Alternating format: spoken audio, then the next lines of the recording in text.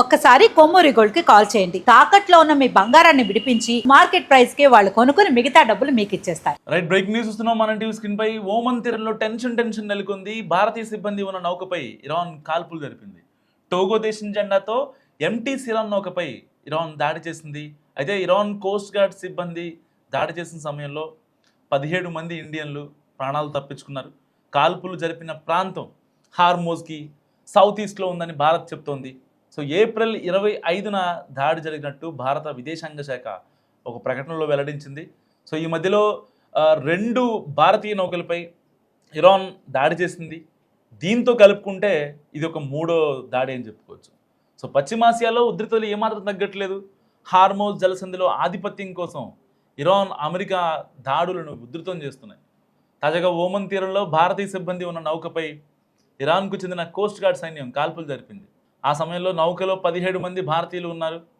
ఈ విషయాన్ని ప్రభుత్వ అధికారి చెప్పారు, మన దేశానికి సంబంధించిన అధికారి. అయితే ఈ ఘటన ఏప్రిల్ 25 శనివారం జరిగిందని, సో ప్రస్తుతం భారతీయ సిబ్బంది అంతా సేఫ్గా ఉన్నారట.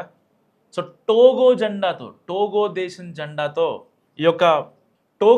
జెండాతో హార్మోజ్ జలసంధి గుండా ప్రయాణిస్తున్న చిరోన్ 7 అనే కెమికల్ ట్యాంకర్పై ఇరాన్ సైన్యం ముందుగా కాల్పులు జరిపి, సో భారత షిప్పింగ్ మంత్రిత్వ శాఖ అధికారి ఇంకా డైరెక్టర్ మందీప్ సింగ్ వీళ్ళంతా ఒక పోస్ట్ పెట్టారు. సో ఓమన్ తీర ప్రాంతాల్లో షినాస్ పోర్ట్ వద్ద ఈ ఘటన జరిగింది. యాక్చువల్గా ఇది ఎగ్జాక్ట్గా భారతీయ నౌకపై ఇరాన్ ఎక్కడైతే దాడి చేసిందో అది హార్మోజ్ స్ట్రైట్కి, ఇరాన్ ఇజ్రాయెల్కి మధ్యలో ఉన్న హార్మోజ్ జలసంధికి సౌత్ ఈస్ట్ కార్నర్లో జరిగింది.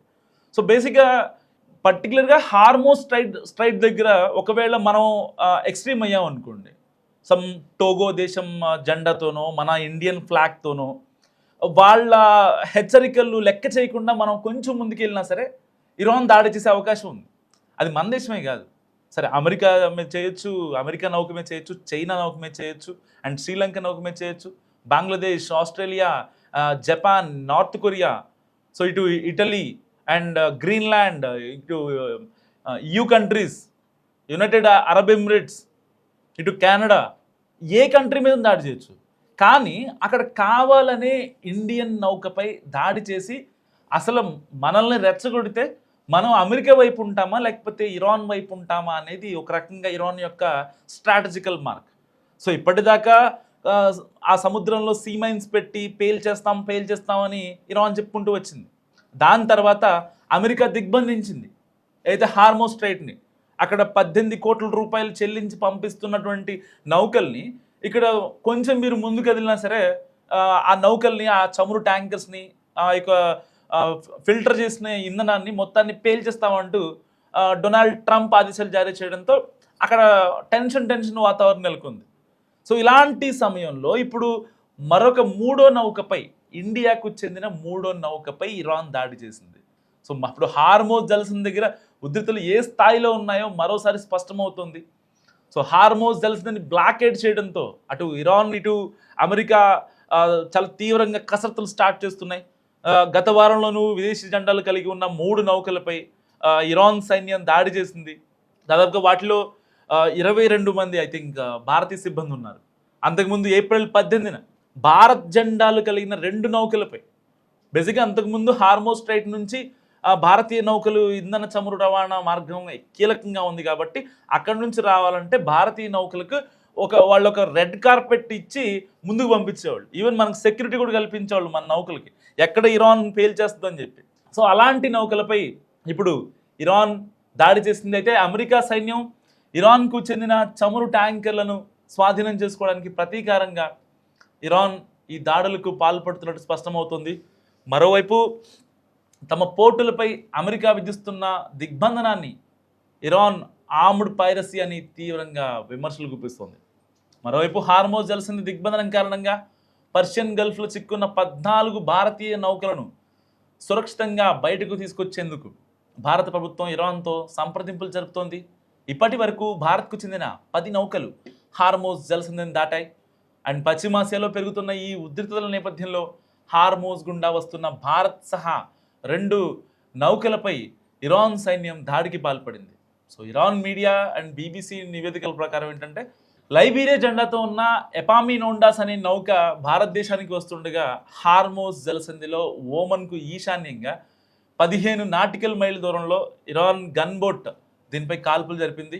సో ఇరాన్ అధికారుల దాడిలో నౌక బ్రిడ్జ్ తీవ్రంగా దెబ్బతింది. ఇక దాడికి గురైన మరో నౌక పమానా జెండాతో వెళ్తున్న యూరోపియన్గా తెలుస్తోంది. సో ఈ నౌక యుఏఈలోనే షార్జా నుంచి సౌదీ అరేబియాలోని జెడ్జాకు వెళ్తుండగా దీన్ని ఇరాన్ బలగాలు అడ్డుకున్నాయి.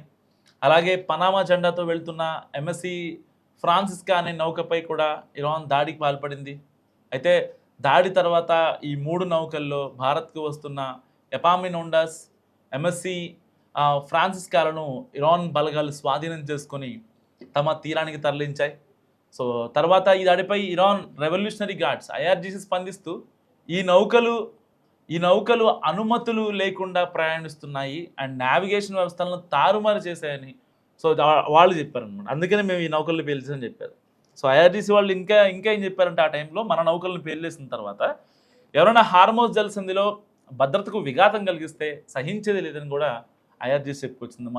మన ఇండియన్ నౌకలంట భద్రత శాంతి విఘాతాలకి కారణమయ్యాయంట. అయితే ఇరాన్తో శాంతి చర్చలు ముగిసే వరకు కాల్పుల విరమణను అమెరికా అధ్యక్షుడు డొనాల్డ్ ట్రంప్ పొడిగించిన కొన్ని గంటల తర్వాత అప్పట్లో ఈ కాల్పులు జరిగాయి. మరోవైపు ఇస్లామాబాద్ 2వ విడత చర్చలు కూడా జరుగుతాయా లేదా అన్న స్పష్టత రాని నేపథ్యంలో ఇరాన్ మన నౌకలపై దాడి చేసింది. ఇప్పుడు ఇరాన్కి మన అనే భేదం లేకుండా ప్రతి ఒక్క దేశం నౌకపై దాడి చేస్తుంది. అంటే తనకి సపోర్ట్ కావాలా లేక ఇంకేమైనా కావాలా అనేది కూడా ఇప్పుడు అర్థం కానటువంటి సిచ్యువేషన్. సో ఇదిలా ఉండగా గత 3 రోజులుగా ఇరాన్ నౌకలు ఓడరేవులపై దిగ్బంధనాన్ని అమలు చేస్తున్న అమెరికా దళాలు ఓమన్ గల్ఫ్ నుంచి ఒక ఇరాన్ నౌకను స్వాధీనం చేసుకోక హిందూ మహాసముద్ర ప్రాంతం నుంచి మరో 2 నౌకలు అడ్డగించాయి. సో ఈ పరిణామాలు అంతర్జాతీయ నౌకాయాన రంగంలో తీవ్ర ఆందోళన కలిగిస్తున్నాయి. సో ఇప్పటికే 17 మంది భారతీయులు చాలా సేఫ్గా బయటపడ్డారు. సో మరి ఇంకొన్ని నౌకలు ఉన్నాయి. సో హార్మోస్ స్ట్రైట్ దగ్గర భారతదేశానికి రావాల్సినటువంటి నౌకలు ఉన్నాయి.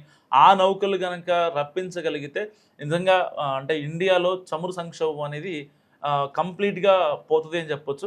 వాస్తవానికి ఇప్పటికే కొన్ని నౌకల్ని ఇరాన్ ప్రభుత్వంతో మాట్లాడితే మన భారతీయ విదేశాంగ శాఖ కొన్ని నౌకలు క్లియరెన్స్ ఇచ్చింది. కానీ అన్ని నౌకలకి మాత్రం క్లియరెన్స్ ఇవ్వలేదు. సో మరిన్ని నౌకలు ఇంకా భారతదేశానికి రావాల్సి ఉంది. సో ఎక్కడ బాంబు వేస్తుందో లేకపోతే ఇరాన్ కావచ్చు ఇటు అమెరికా కావచ్చు ఎక్కడ బాంబులు వేస్తారనే భయంతో అక్కడ ఆగిపోయినటువంటి సిచ్యువేషన్. సో మరి ఇరాన్ ఫైనల్గా భారతదేశంపై కాల్పులు జరపడాన్ని, భారతీయ నౌకల్ని అటాక్ చేయడాన్ని, భారతీయ నౌకలను టార్గెట్ చేయడాన్ని మీరేమనుకుంటున్నారు? మస్ట్గా కామెంట్ చేయండి.